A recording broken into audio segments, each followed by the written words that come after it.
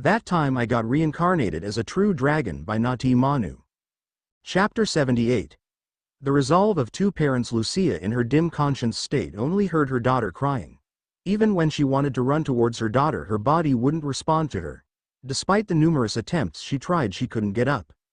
She then tried her last hope, her ultimate skill, wisdom skill. Raphael. Raphael, can you find a way to help me? Notice the host has too much blood. It is advised to stay where you are. Notice the injury is currently being healed from host's magicule reserves. Came Raphael's monotone reply. How long till I'm able to move? Lucia asked. Notice it is estimated to be about 30 minutes. Any movement or use of skill would delay the time even more. Raphael answered.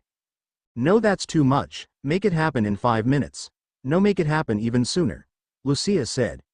She can't stay here for 30 minutes and do nothing when her husband and baby are in danger.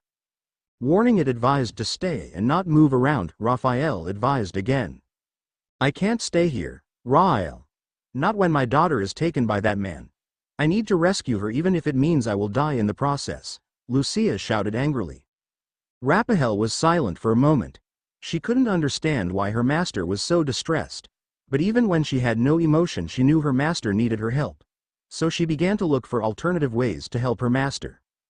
After a while, Raphael said, notice an alternative was found. By sacrificing some of the host's spiritual power, it is possible to hasten the recovery. But this method has the drawback of weakening the soul. It doesn't matter, do it.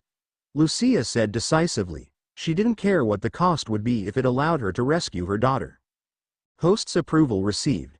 Starting process in 3, 2, 1. Raphael announced as she began the process. Slowly the injury on Lucia's stomach began to heal, but despite this Lucia didn't bother to see the result.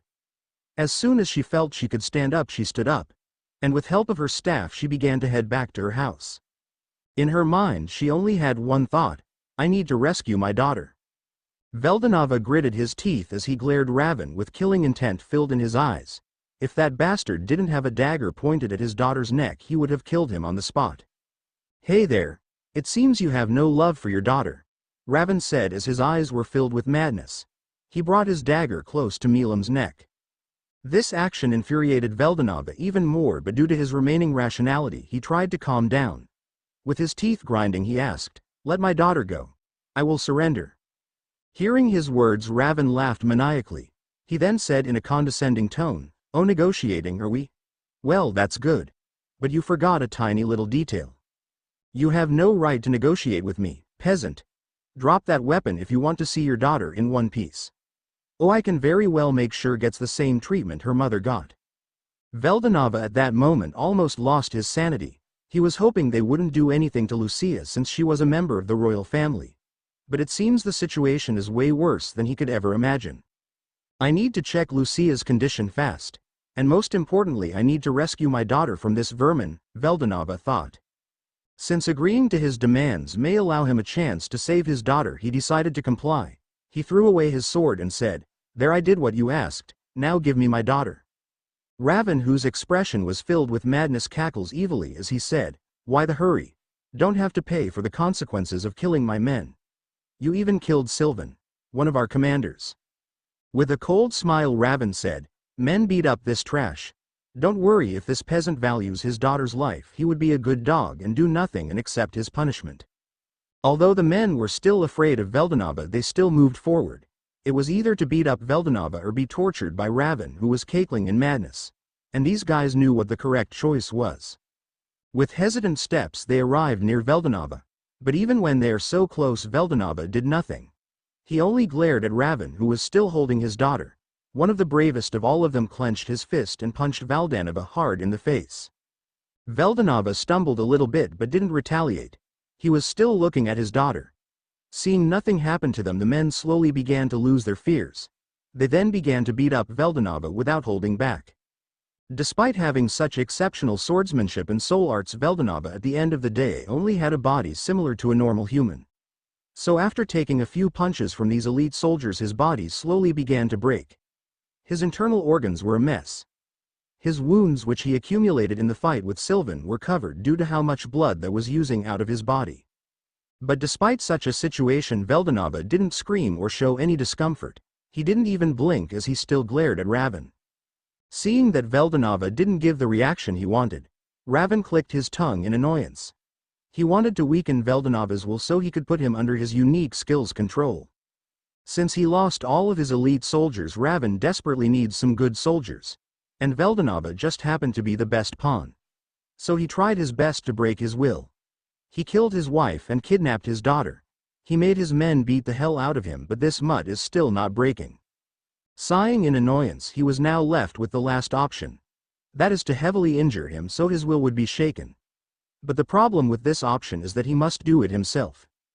As a general, only the ones he personally defeated would be his pawns.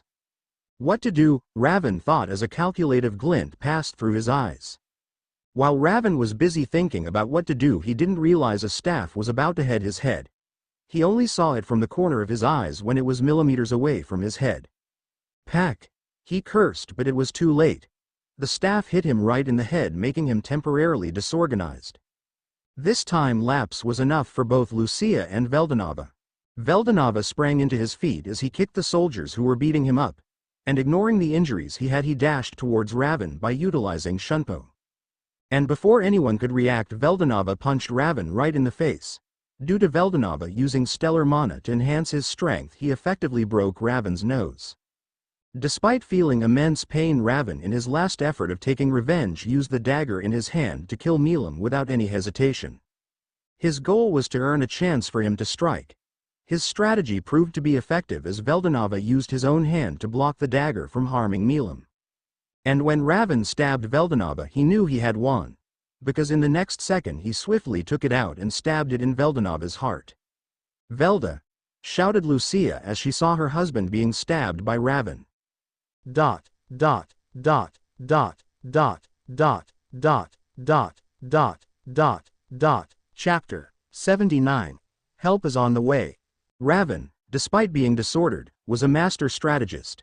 So he knew that he had only one chance to escape this situation, or else he would die. Due to his senses such as eyesight and hearing temporarily not working due to the attacks he received, he used his sense of touch to his advantage. Since he didn't let go off Milam all this time, he still had a card to play.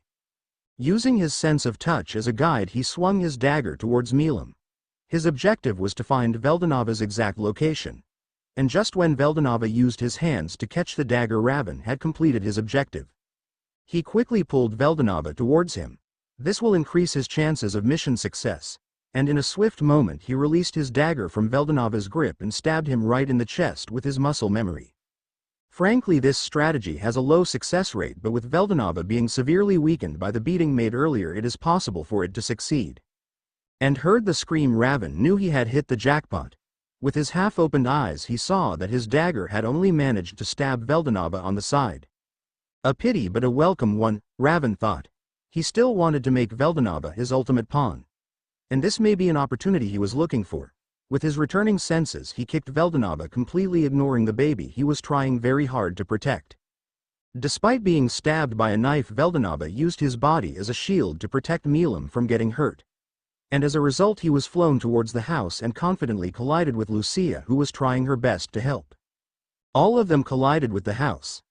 Lucia and Veldanava groaned in pain as they were the ones who felt the brunt of the collision.